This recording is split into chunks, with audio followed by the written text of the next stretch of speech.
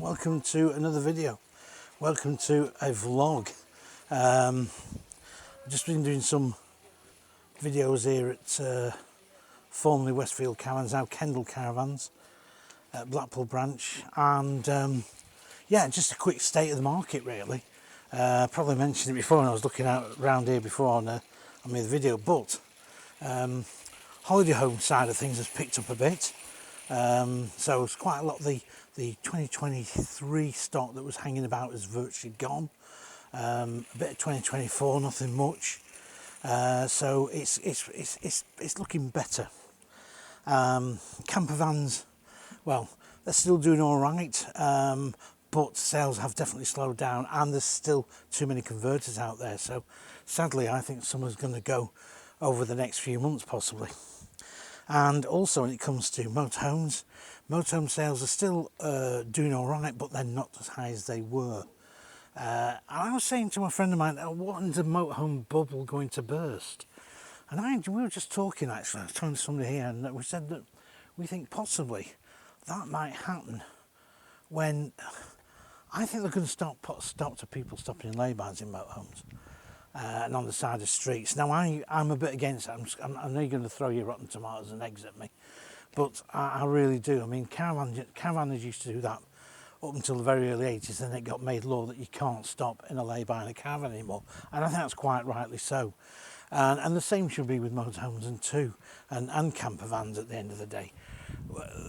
Many years ago, yes, you could have done that, and because there wasn't as many people doing it, but now people just expect to be able to come and walk on somebody's land or park at the side of the road and just be able to sort of have a freebie night there. I personally think you should be on a park or a site. I know that's not quite what the campervan and motorhome dream's about, but I really do think that should be the case really, because I think that's how things have gone now in the modern time, and I think really what's happening is that you know, the days where people could pull by a river and all that are virtually over.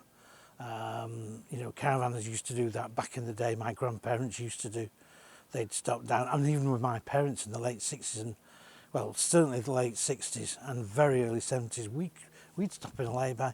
We'd get down a little country back road. We'd find a little pull-in, and we would stop there for the weekend.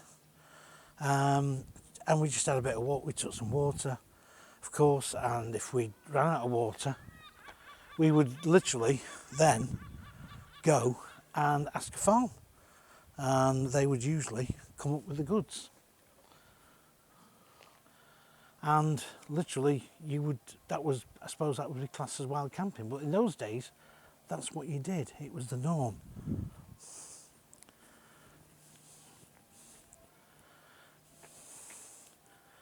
Gosh, really warm day.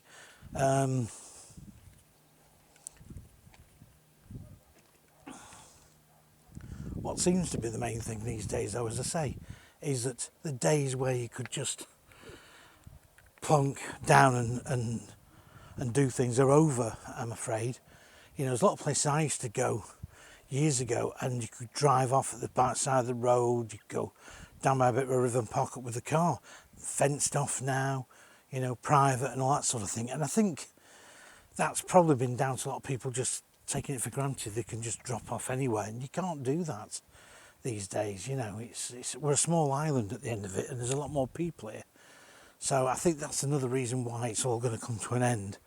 And I think if that happens, where motorhomes do get stopped from going in laybys and stopping overnight, and also do get stopped from you know, getting into a car park on the seafront for a £5 a night, you know, I think that's basically going to be, you know, people might start saying, you know what, I don't know if we're into this motorhome business anymore. We might just get a caravan and go and pop it on a site, and that's it. And the caravan may make a comeback again. I just don't know. At the moment, of course, it's, you know, the motorhome is very easy to park up outside your house, even though it might be causing a slight obstruction if it's a small street, where if you put a caravan there, you would be told to move it. So I think there's going to be some changes, but I might be wrong. That's what I think is going to happen. It's like the days with the old holiday homes, with the old static caravan, when you could go and put a caravan on somebody's land in a nice little spot. You had no amenities, it didn't matter. But that's gone because you need planning permission and all that business and what have you. And I suppose that's the way it's got to go. So that's the way I think it's going to go.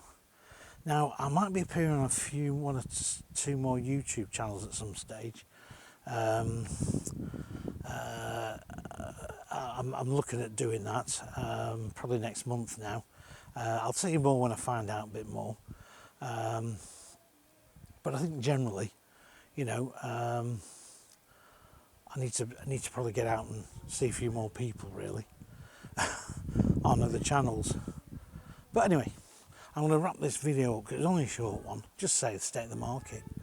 But I think at the end of the day, as I say, the caravan market seems to be picking up a bit, but new sales are definitely down. You're going to see a lot of different changes come 2026, I'm pretty sure of it. Anyway, I'm going to sign off and I'll speak to you on the next video. Thanks for watching.